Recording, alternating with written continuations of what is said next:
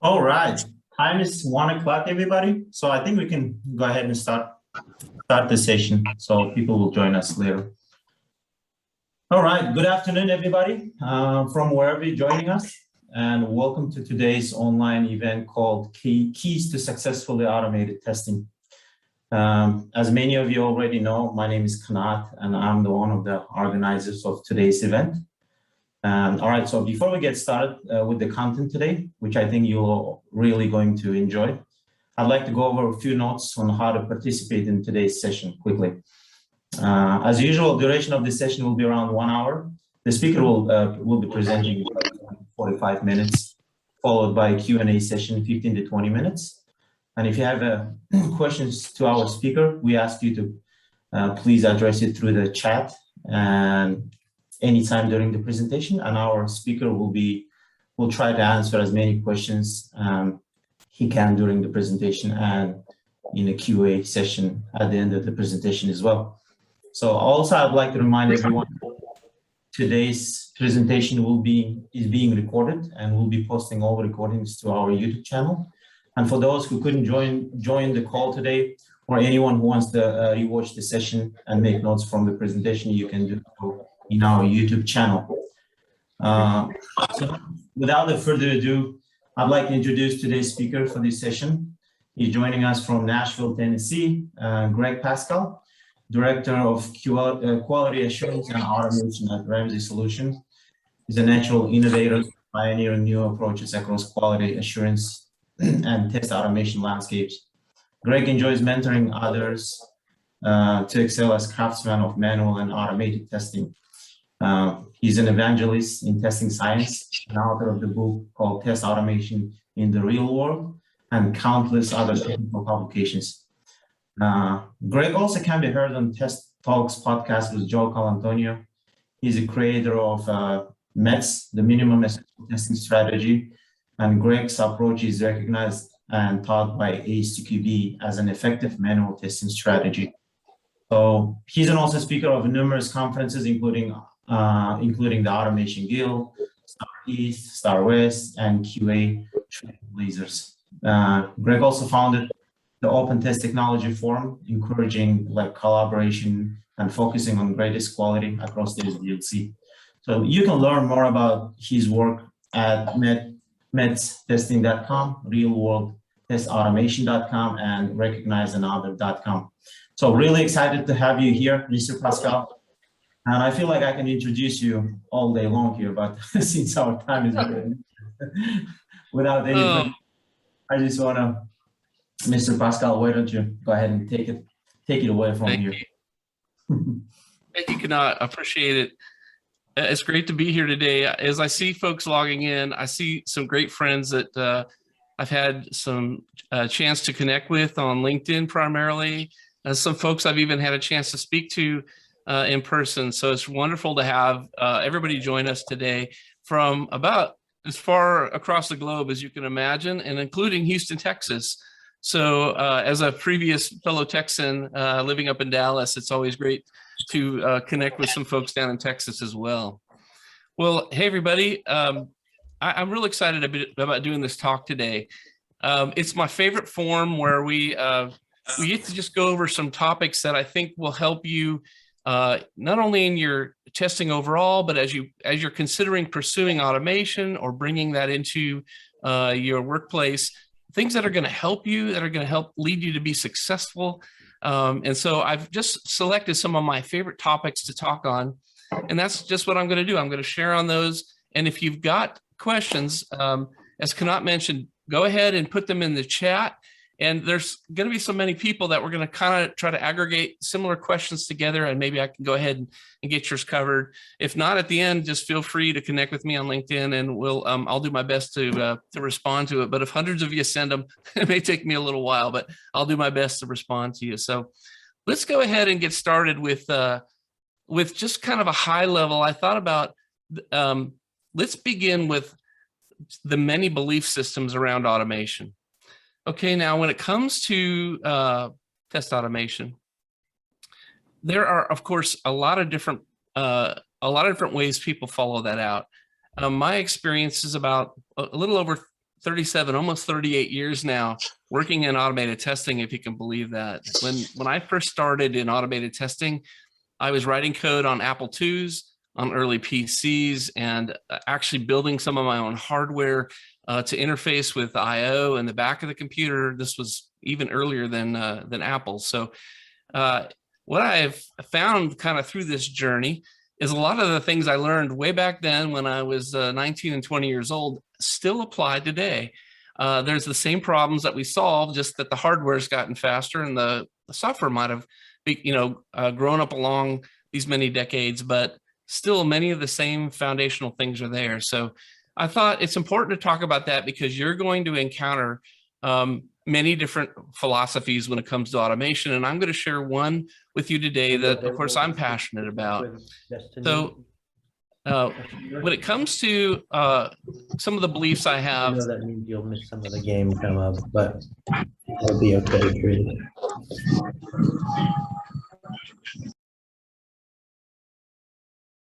Very sorry about the interruption, Mr. Paskal.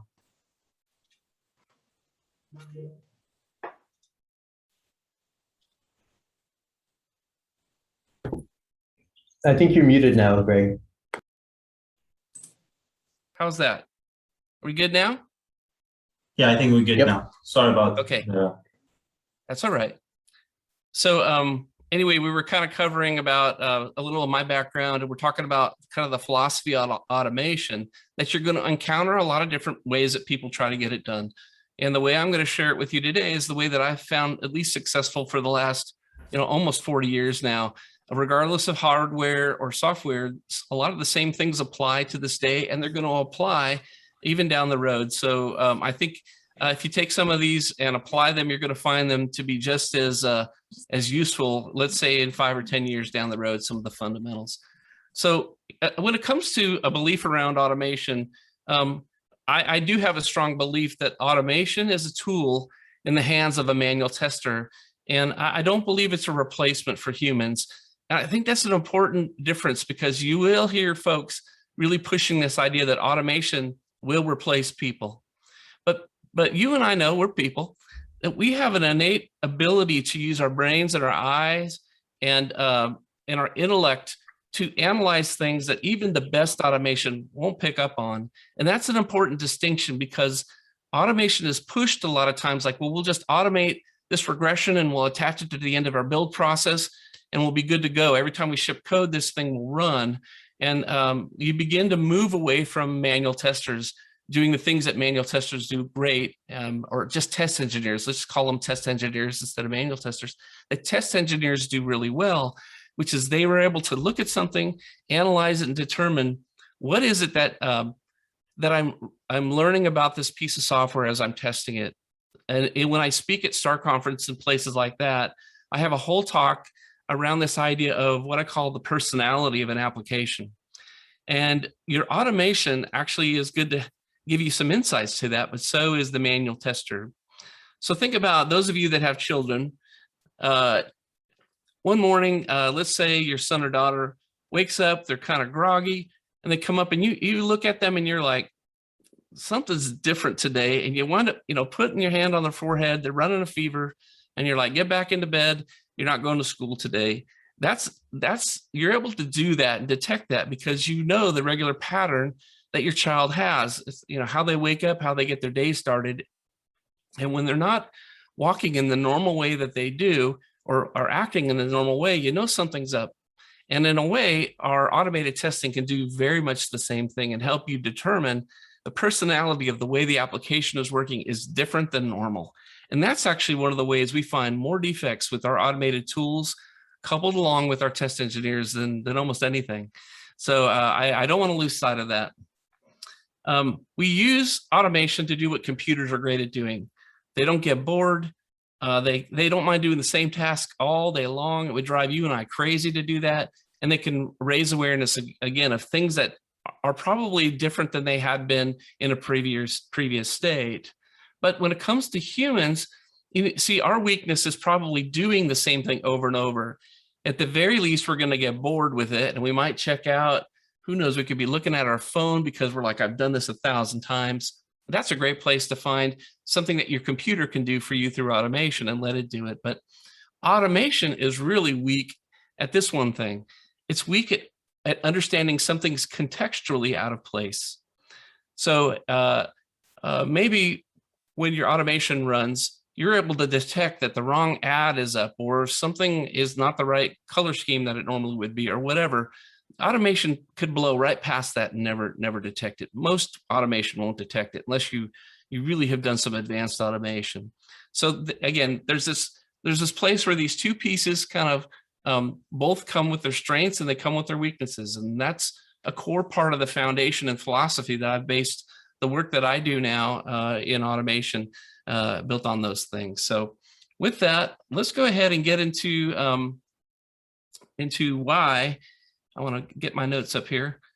Why we use automation to begin with. So it's great for insights into the unexpected. When I have my test engineers execute their automation twice every day, one of those I schedule for them before they come in the morning. It's something we call their Sanity test automation. And then I expect them to run it a second time, regardless of build or anything. And that's all about them learning, again, the personality of the application, working with their automation.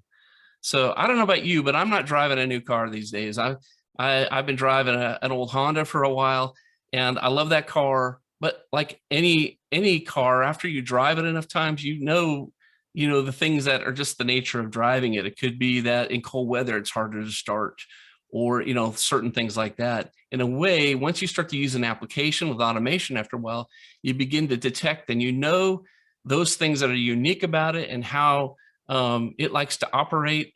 And when it begins to operate different from manual testing or automated testing, you should pay attention because it's telling you a defect's not far away usually. Automation is very repeatable. And that's a big win for it that most folks miss that aren't in the work that we do all day. As quality specialists, I often talk about the idea of craft of testing. See, I want to encourage you to pursue the work that we do as a craft, something that you become a craftsman or a specialist at, because there's still a lot to discover to do well in this space and pursue that is different than application development.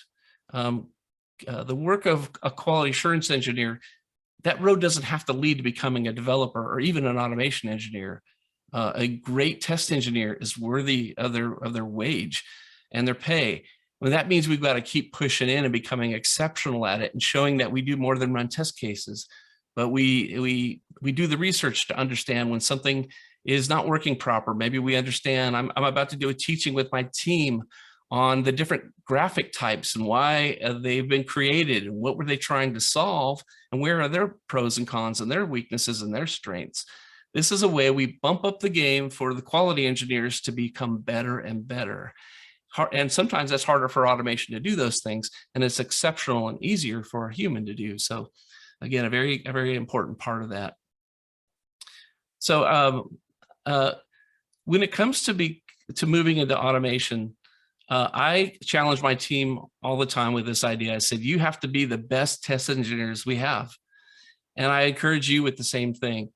I know others that will tend to want to just hire a developer to do their automation. And some of us have started in that space. But if you lose the craft of testing and you go into the work of automation, what you'll wind up doing is writing passing tests, I call it, instead of testing tests. Passing tests are different than testing tests. When I, as an automation engineer, write tests that test software, then I've done the work, at least part of the work of a manual test engineer, a test engineer through code. But when I come as a developer and I'm given this problem of go through these steps and complete this flow that someone would do, I often am missing so many opportunities where great testing can come in and provide additional areas of validation through the automation. So this is the reason why, at least to come onto my team as an automation engineer, you have to show that you're you're faithful, and you're well skilled as a manual test engineer. And then once I see you've done that well, and you've handled your test planning well and your test cases, and you execute well, now we can talk about you moving into the role of automation engineer. And for those of you looking to hire folks or maybe move folks out of manual test engineering into automated testing, I would encourage you to do the same thing and challenge those test engineers to bump up their skills and become the example the rest of the team looks at to say, this is why this person got bumped up. They're exceptional at what they do, and now they're going to move that expertise into the work of automated testing. So let's talk about selecting great candidates for automation. Now, I'm not a believer of automating everything. Now, hopefully you've picked that up from some of my podcasts that you've listened to. Again, you're going to hear many schools of thought out on the web about what to automate and what not. And some people believe automating the whole regression suite, automating all kinds of things, including trying to automate everything is a good idea. I don't believe that at all. I think that's a very expensive proposition and can lead you to spend way more expense and more time than is necessary to effectively test an application. But that doesn't mean there aren't exceptional candidates to automate. So some of you may be familiar with the METS methodology. METS stands for the Minimal Essential Testing Strategy. If you want to learn more about it, you can go to metstesting.com. I actually just published a new Udemy course at the beginning of the year on this methodology. I developed it years ago when I was working for FedEx, and we were using it there. It's now used all over the world. We use it exclusively at my company as well. What this approach allows you to do from a testing strategy perspective is add categorization to your, or criticality, I should say, to your test case. So you may have a test case that is critical, high, medium, and low. Those are the 4 criticalities that we group things in. And a great place to start looking for candidates for automation is to look at your critical test cases. They should be stable, of course, but that's a good place to start. And we actually go so far as to say we try to get all our critical test cases automated as long as they make good sense and they're stable and they pass our evaluation process. Because all of us have been in that place where you're given just a short amount of time to sometimes get code ready to be released, maybe within a few hours or an hour. And if you don't have some sort of prioritization strategy like that, you're going to probably feel the pressure to test everything, or you're going to do your best to just kind of cherry pick a few pieces out from your test plan and your test cases and execute this. That's why I like METS. METS helps us have a plan ahead of time when time is short of what we're going to execute upon. And it also ties in fantastic with our team and the things that they choose to automate.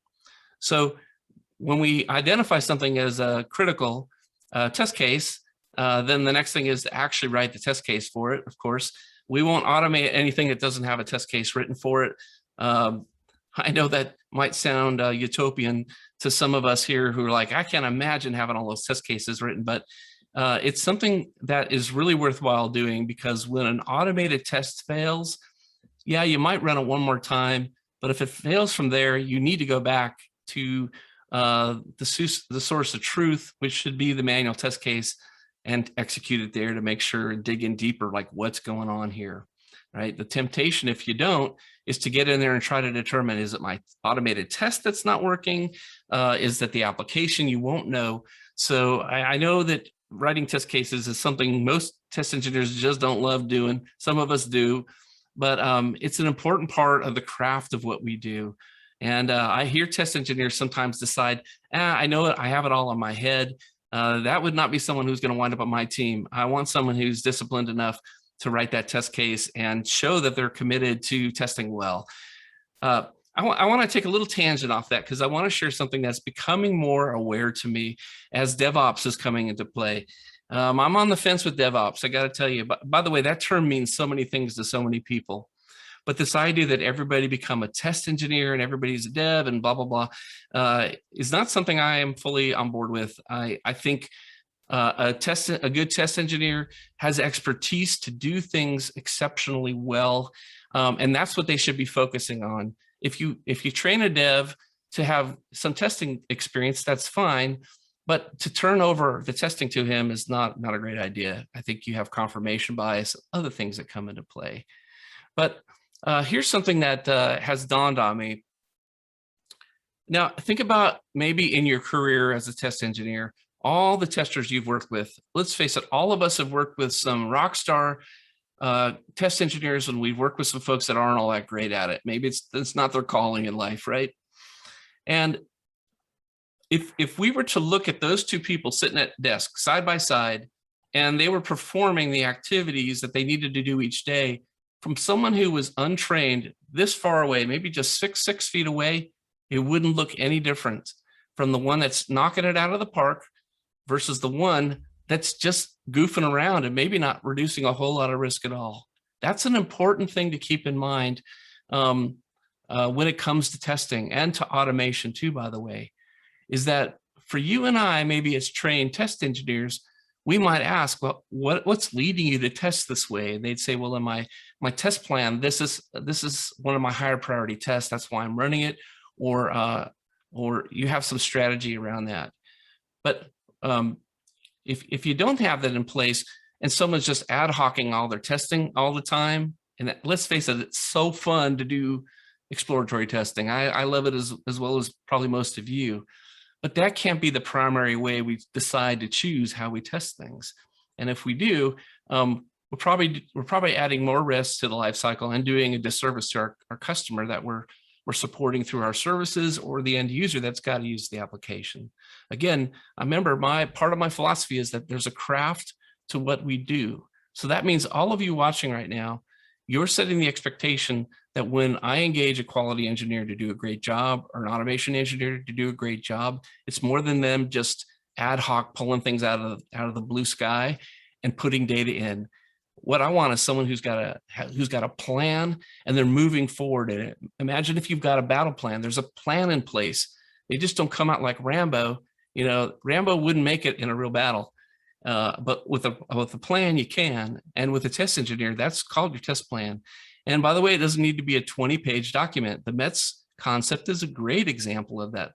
Again, at metstesting.com, you'll learn about METS, but the METS plan grows over time. It's never really meant to be done as a big bang, and it gives you a strategy when time comes up for you to test.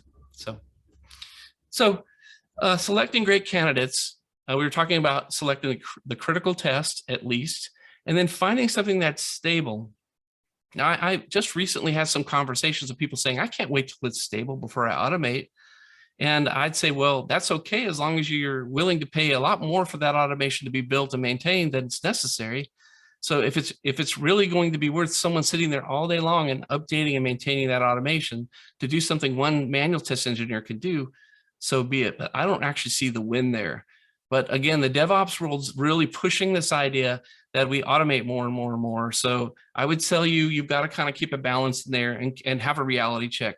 Most of the DevOps stuff I'm reading is, it has a very idealistic perspective that, you know, everything aligns perfect and, you know, there are, you know, it comes with unicorns and puppies along the way. I don't know, but realistically, it's good to consider what you know as a quality engineer, because remember, your role is to be an advocate for the customer and your company's brand, just to name a couple things. And so you may be the one person that says, hey, wait a second, we shouldn't ship this yet. This is one thing we haven't really tested well, or we haven't considered. It's hard work what we do as test engineers. Sometimes we have to be the bearers of bad news, but oftentimes we're there obviously to set an expectation. Where is the risk at and what we're about to ship?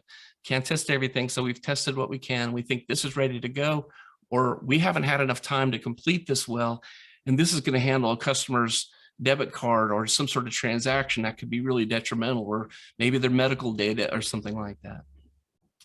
So let's move some more into some of the automated space. When it comes to building automation, there is a very important aspect that you need to become a rock star at, and that is your locator strategy. Your locator strategy is how your automation interacts with things within your application. You know, the edit fields, the buttons, the screens, the drop downs, all of that stuff should be things that your automation can interact well. And so there are a lot of locator strategies out there. My good friend Joe Colantonio, when I started to work for this company, I called him up and I said, I'm thinking about a locator strategy, and I told him I want to go with Xpath. It looks a lot like what I've learned in Quick Test Pro and BPT with HP's tools. And he had told me it had a really bad reputation online. And as I read more, I found out why. Xpath has some awful examples online. And a lot of people use what's built into Chrome to derive the Xpath. And from that, they get some of the worst Xpath locators you can imagine. They're extremely flaky. That's not a great way to write an Xpath. It's so flaky that that I actually had built a podcast. It was one of the first I released this year that will help you learn how to write great XPaths. So it's free. Check it out on my YouTube channel, or it's very easy to get to. Just go to craftoftesting.com and check out the one called Basic XPaths by Example. I think the whole video is 5 or 10 minutes long, and it will show you an approach to using XPaths that will be extremely stable. We use it exclusively, and it's a fantastic approach. Now, ironically, I learned how to do that by using the locator approach within HP's Quick Test Pro, which is known by microservices, I believe, or I can't think of the name of the company that owns them now. But I took the same principles I learned in school from Hewlett Packard and applied the same exact principles to XPath, and they, sure enough, they work just as reliably. But there's one very important thing, microfocus. Thank you, whoever posted that. The thing about locators that's important is you don't want to base a locator on the look and feel of the application. And that generally means try to stay away from classes and CSS related things, because what do people most refactor is the look and feel of an application. So if you can avoid using things like that, try to avoid that. When you're building a good locator, look for really solid things like IDs. We have to coach our developers often to implement better IDs into our application. And they tend to want to do that once they understand how it helps build testability in. But I know I forgot something I wanted to tell you about XPath locators. And you're going to learn this in that video I showed you, because it'll actually have you walk through doing it. But a locator for automation should be testable. Okay, what that means is as you build it out, you shouldn't have to run your automation to ensure it's a good locator. And this is what I've found is why I love XPath so much, is within Chrome DevTools, I can actually build an XPath there. There are other things that will let you do similar things, but this is why I use XPaths exclusively. And I can use them in Chrome DevTools and tune that locator so that I'm seeing it interact with the object. And I know it only found one of one objects. It shouldn't find more than that, of course, or your automation may not click the thing you think it's going to. And that ability for locators to be testable was true in Microfocus's tool, and it's true when you use, we use Selenium, like probably most of you, and when we build our locators, we're able to build them very testable. So I hope you get a chance to watch that video. I created it for my team and for many of you so that at least you can learn a technique. And I promise if you apply it, you're going to get some much more stable automation out of it. There's a lot to that, right? That's a skill into itself. So let's don't underestimate how valuable locators are. With my automation team, we actually just did an exercise I posted on LinkedIn called The Good, the Bad, and the Ugly. And I had them build great locators, mediocre ones, and just lousy. And the purpose is to teach them how to identify those different styles of locators. So when they see somebody implement something poorly, they're able to go in and refactor it and get it in good shape. Along with that, so we talked about locator strategy. The second one is the synchronization strategy. Again, many of you have heard me talk about this before, but the synchronization strategy is all about, does the thing that I want to interact with, is it there or not? Okay. And I don't want you to get hung up on too much around implicit or explicitness. Lots of folks go down that route, that road real quick. This really, don't get lost in that mindset yet. Hear me out, and then consider building 4 methods within your automation framework that do these things, and you'll find you're going to have some really solid automation. So in synchronization strategies, there's 4 that you've just got to have exceptional versions of. The first one is what I call exist. At this exact moment in time, you should be able to ask your framework, does this locator exist? Not in a minute from now, not in 30 seconds from now, but right at this moment. And the complementing opposite side of that is, at this exact moment in time, does this thing not exist? Those fundamental locators there will solve most of the problems that you're after, probably 90% of your synchronization issues. Now, of course, there's some enhancements to that. The next one I have is called wait to exist. And I simply enhance the exist method, and I allow a little bit of time. Usually I'll say you can wait up to 30 seconds for this thing to exist. If not, come back with a fail. And I use that approach so that my script's just not hanging out there forever. And when it fails well to provide information back to us as automation engineers on what did it encounter along the way, right? If you're going to put that much time into building a framework, or you're going to build a library, go ahead and add the details so that it helps you figure out how to get the script back and running again. So it might say something might be covering this locator, or I couldn't find it after 30 seconds, or there's 2 of these and there should only be 1. Now, so we've talked about exist, non-exist. The third one is wait to exist. And as you can imagine, the 4th is wait to not exist. And where do we use these most often? We use these on dialogues and alerts, right? If you are hard coding waits in your automation, you probably have flaky automation, or you have automation running slower than it needs to be. Everybody goes there. Everybody learns at that place. And I want to encourage you, there's a smarter way to do it. So if you're having to use sleep or wait in your script, we rarely ever have to use them unless we're maybe troubleshooting something.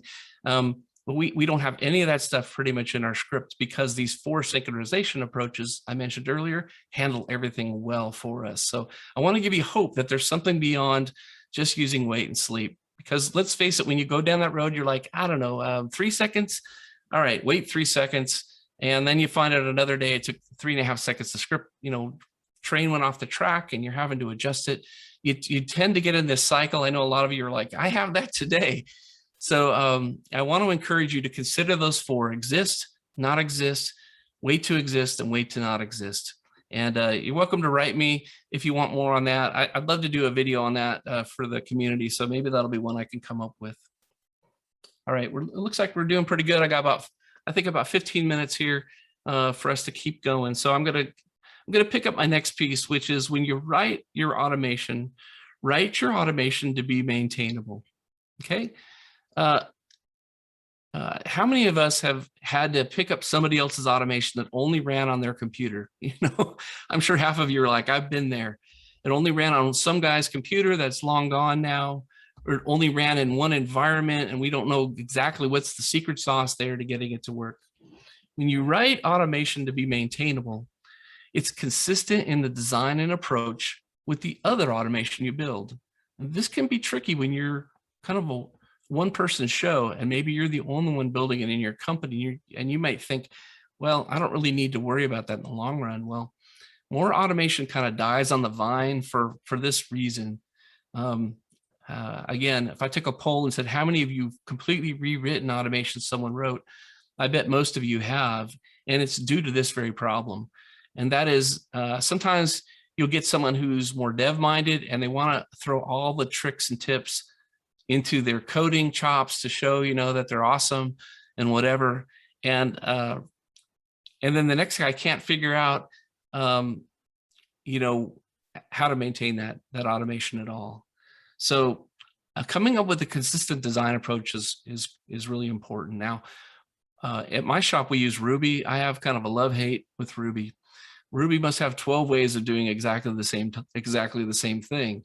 So if you were working in a language like Ruby or another language, it's probably good to determine a certain way you're going to do things like creating arrays or maybe conditional statements, and try to standardize on a similar approach so that someday when your team grows from just you to 2 to 3 to 5 automation engineers or whatever, everybody is able to look at it and maintain that code.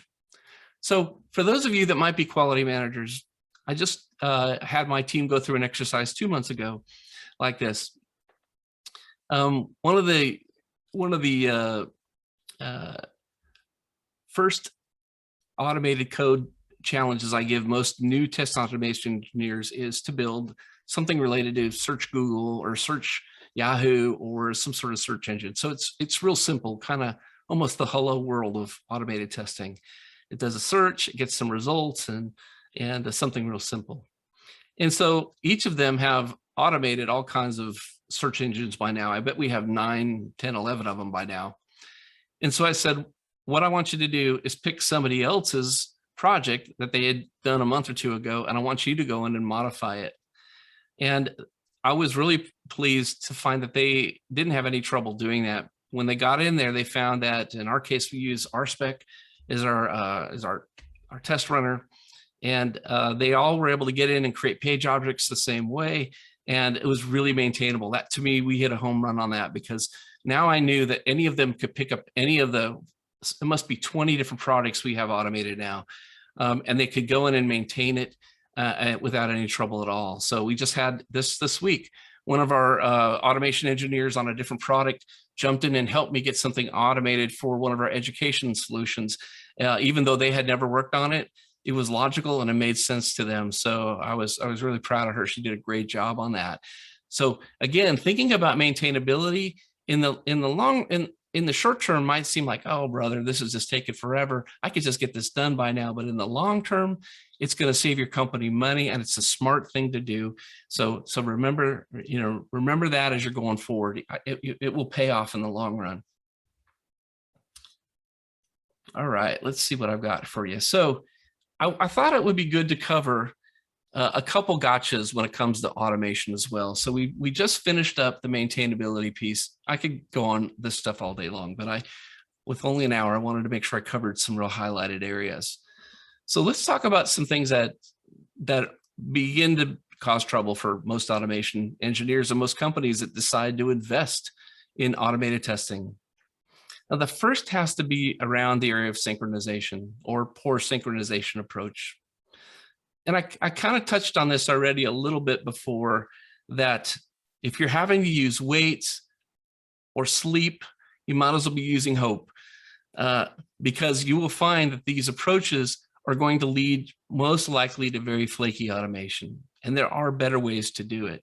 Now, when you get back to that method that you write, you might leverage some of your native language abilities to do sleep and waiting, but you're going to do it in a more smart programmatic way. So synchronization, let's say you want to verify that a submit button exists on a screen, and maybe you're going to allow for that because it's latent. Maybe it takes 5 seconds to come up. So what you're going to do is, of course, the execution of your script is going to be so fast that if you say, go click the button right now, and we know we have a little bit of a latent application, it's not going to be there and the script is going to fail. Well, your temptation is going to be, well, I'll just go throw a 3-second wait in there and then I'll go click it. But it's not really a smart way to interact with the object. What would happen if you built, let's call it a wrapper method called a click button, and you passed in the locator to it, and you pass in what's the maximum amount I can wait before I send back a message that something didn't go right.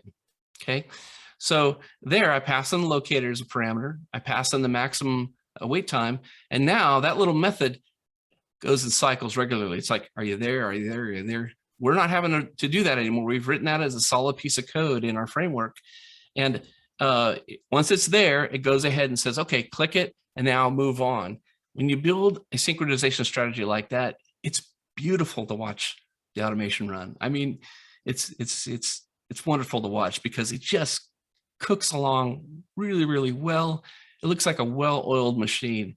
And some of you have never seen automation run like that. And when you do, man, it's really nice. Okay. And let's imagine we hit that 10 seconds and it didn't come up. Now we can be really smart about doing some post analysis of why it didn't show up. We might say, it never came, never found this button with this locator, or found 2 of them, expected to only find 1. You're able to provide additional details. And I find that really helps when I've got to troubleshoot something. The smarter I make my errors and I put the time into it, the easier it is to maintain it down the road. So this is a great example of how you get away from using waits and sleeps in your main scripts, and you do it real smartly. Okay, now the next piece I want to talk about is flaky test.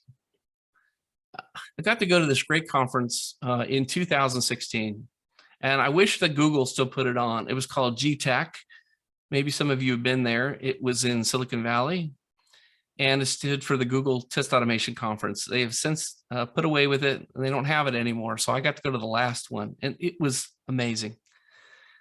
When we finished up the conference, a couple things. There was a speaker named Atif Memon. I think he works for Apple now, and he had done he had gone to work for Google for a short period of time, trying to help them learn how to identify flaky tests. And he said a flaky test is any test you can run multiple times on the identical code base with your automation and you get a different result, right? Ding, ding, ding. Some of you are like, hey, I have that right now. That is the definition of a flaky test, right? We don't average out of 10 runs pass most of the time. I have been there. I know how that can be. You want to move away from that if that's the reality, what you're living in right now. You should expect your scripts to run consistently every single time, unless something's up. If it doesn't, it means something's probably going on. Maybe you'll kick it off a second time just for repeatability, and then you dive in off that manual test case to figure out what's really going on here. So when it comes to flaky test, again, lots of times this is due to a poor synchronization strategy, which is what we just talked about having using the usage of waits and sleeps. Again, the hope when you use this kind of stuff, it's going to lead to flaky test. The other part is what we covered just a few minutes ago, which is probably your locator strategy needs an update. If you can nail these 2 things, if you can get them down really well, I mean, as a science, most of your flaky test problems will go away. We don't have really any flaky test problems at all. And we run, over 1 million automated tests a week. We run a lot of automation in-house right now across 19 products. It's a huge repository of tests that we run, and that could be for a whole nother video for sure. But it came because we build on a strong foundation of synchronization and locators. Believe it or not, that's using Xpaths and using those 4 locator approaches I just shared with you. So I want to encourage you, there is a way to have really solid automation like that, but you have to have kind of a vocabulary for it. So the word flaky test is good for you to introduce to your team, so they can begin to call it what it is, which is, you know what, I have to run that test 3 or 4 times and it doesn't run the same every time. Call it what it is. We're dealing with a flaky test. We got to go in and take a look at how are we doing synchronization and how is our locator strategy done. And maybe we need to give it a facelift and invest some time into doing it better. All right, just a couple more minutes here and we're going to switch over to some Q&A. One of my last couple points is over abstracting your automation. Now, I think what happens here is sometimes we get devs that we hire a dev to come in and build automation, and in their brain, they start going object-oriented programming crazy, and they start running after automation from this perspective of dry, do not repeat yourself. There are places for that, like your framework, but when it comes to your automated test, I would say keep them one-to-one with your manual test case. Don't worry about the fact that you repeated a couple steps. You should be able to look at your manual test case, and even your manual test engineer should look at it and pretty much be able to run the test from there. That's obvious. Okay, when you get over abstracted, you begin to run after, well, we keep doing these 12 things. over and over again. So I'm going to just write them as a separate method and I call it and it does the login process. Right? I've been there. I wouldn't say never do that, but don't do that for everything. Find the right things if you're really going to build a little repeatable piece of code like that and do it. But mostly just be aware of how abstract your code is getting. If it's so hard to maintain, it won't get maintained. It'll be too much trouble to track it down and find it. There's this balance of how far you go, and you have nothing to prove as far as your coding chops to anybody that you're a stellar coder by making automation so complex no one can follow it. If you've done that, I would consider it a fail and not a success at all, unless you're just trying to show off how great a coder you are, then go into some other field. But that hurts the craft of automated testing, because now that test will likely get rewritten, that automated test will get rewritten by the next person because they can't figure out something that should be pretty easy to do for the most part. Most automated tests are pretty easy to write and understand what they're doing if they're done well. And then the very last thing I want to cover in just a moment is automating the wrong things. And you do that by maybe having someone encourage you to automate everything. That is fantastic if you're getting paid by the test case, or you're just burning time so you can get paid. But again, that really sets an example of not doing our craft well. So I would encourage you to follow the approach I shared earlier, which is automate the right things, the critical tests, the things that aren't changing and whatever. And then the last part of that is what I call the automation fire drill. This is a great one to end on. And I hope you guys write this one down, because I probably get one of these a week. Here's what an automation fire drill looks like. You usually have a tester or someone who owns a product come to you and say, oh my gosh, this thing happened. It can't ever again. Can you write automation so that that won't ever happen again, right? And as I share this, some of you are like, that just happened today. I just had this happen yesterday. It happens so often that I've given it a name. I call it the automation fire drill. It's when someone has a real legitimate thing that broke, and they're in that state of, oh my gosh, I got to do something so this doesn't happen again. And for whatever reason, the automation engineer is the face that comes to mind, and they usually come knocking. When you have an automation fire drill like that, it's really good to give it some time to cool, and some time to let the crisis diminish for a little bit and really look at what they're asking you to do. In most cases, you don't want to automate an automation fire drill. You'll find it's probably going to take you more time to automate and maintain than if you just manually did it on a regular basis. And in most cases, there are other tools already in-house that are much better suited to do that. So these often come up in the area of monitoring. Sometimes people will have you build automation to monitor something or put a transaction through in production. Again, I have done these things for folks, and in the long run, we almost always get rid of it because it tends to be flaky. Some of you may know who Rube Goldberg is. And these crazy machines he would build with a boot that kicks this thing, and and it goes crazy. He had a whole comic strip like that, and we begin to build automation like that. That's extremely flaky. So that does a couple things. That diminishes the value of what you do as an automation engineer, because now you've walked into something that the expectations, it's likely not going to work very reliable, and it dumbs down what people think automation can do.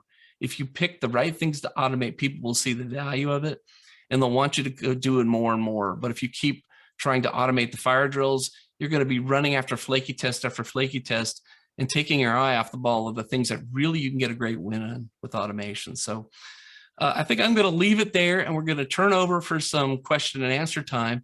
I hope you got some good things out of that. I've got a contact slot I'm going to bring up at the end so that you know how to get a hold of me. So let's turn it back over to our host. All right, Mr. Paskal. So that's such a great presentation, and thank you so much. So guys, we are like 10 minutes away from our time frame. So if you guys have questions, so I was thinking maybe if we don't have a lot of questions, maybe we can use the microphone and address it directly, so that way we can save some time. In the meantime, you feel free to post your question in the group chat as well.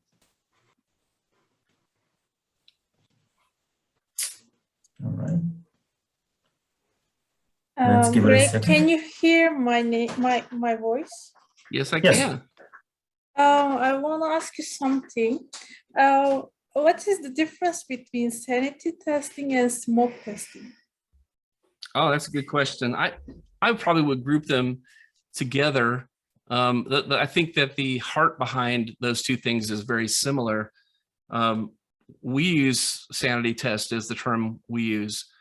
By the way, you bring up a good point. We actually have more than one type of automation in-house. I'd say that's part of our secret sauce. When most of us talk about automation, I would refer to that as probably what we would call custom automation.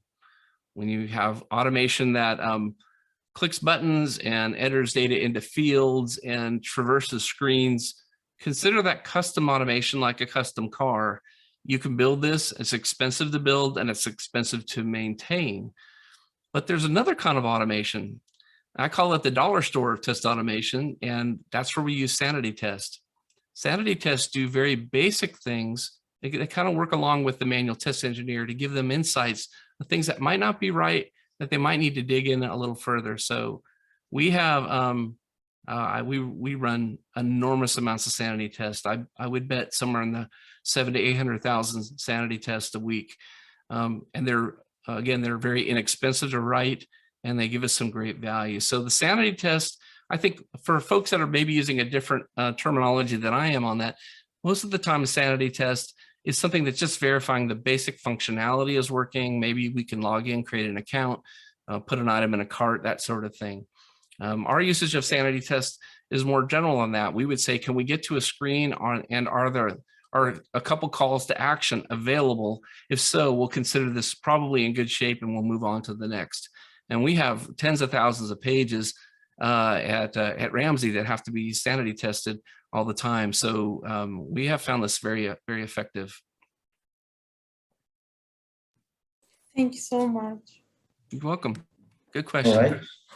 So we have a couple of questions in our group chat, Mr. Paskal. The first question is coming from Vishal and asking, can you share some materials on the synchronization strategies? I believe this question is like a after the event kind of interaction. So if you have any materials, you can share it with. Hello? Okay, I didn't fully catch that. So I know some around synchronization strategies. What specific was that about synchronization? People want some extra materials on that. Yeah. Oh, some materials on that.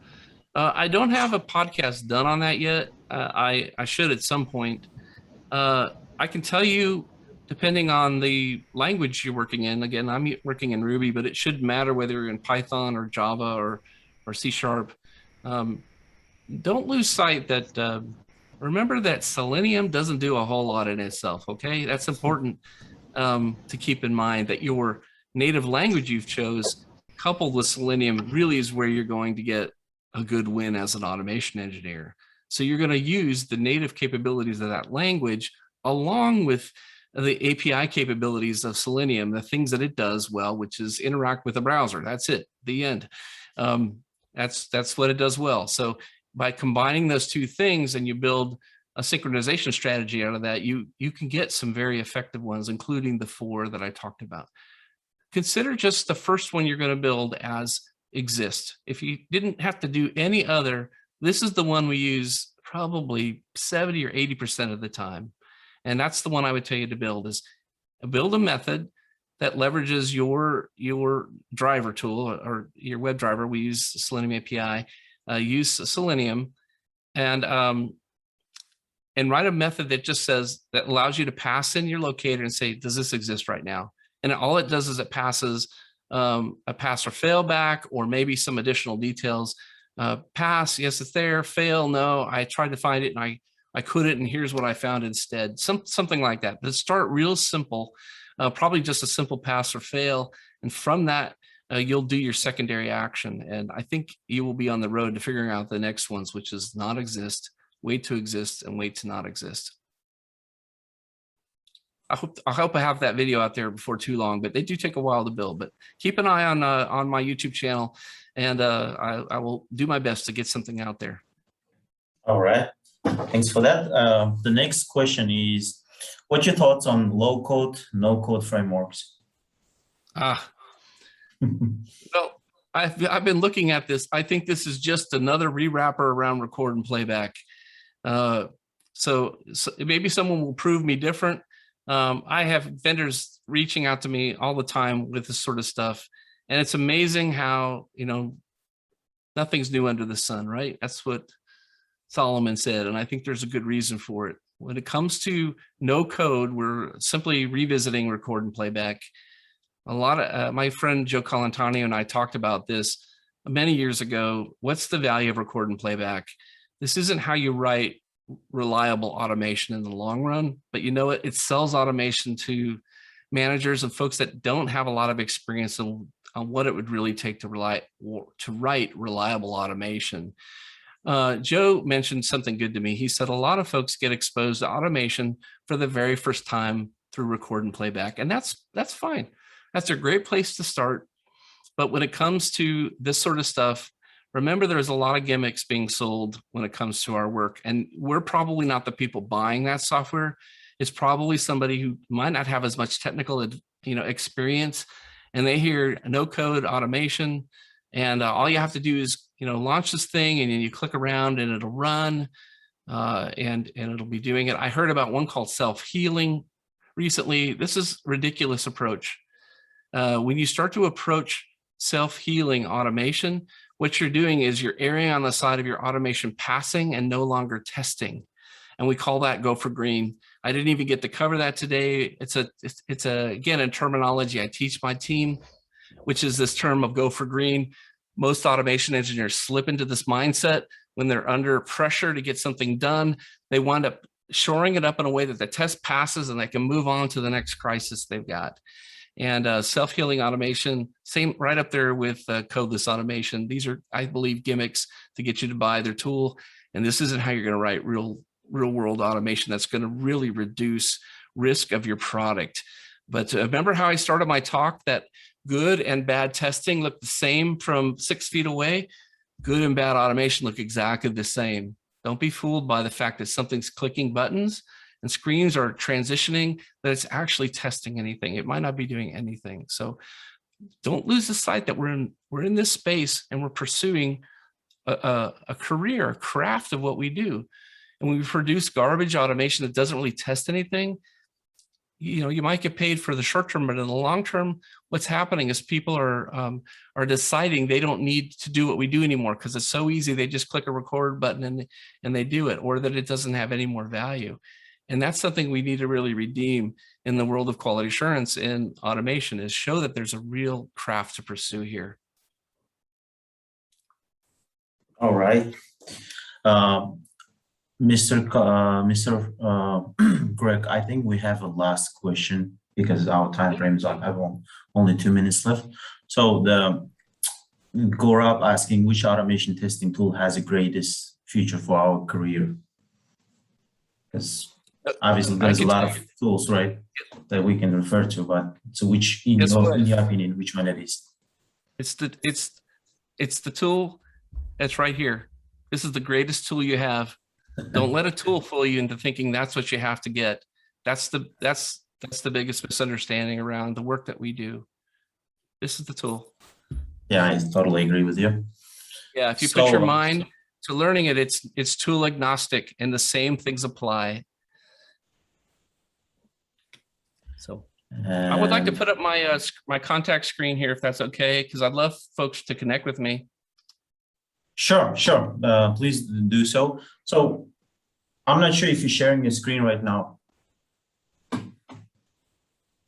There you go. Yeah. Yep. Awesome. Yeah. So please feel free to reach out to me, folks, if you've got additional questions or you want to connect. These are some great ways to connect with me. Awesome. Thanks for that contact information, sir. So this was such a great presentation, Mr. Greg. Thank you so much. And we are pretty much at our time right now. Unfortunately, that's all the time we have for today's session. thanks again for sharing your time and sharing your expertise. And I would like to thank everyone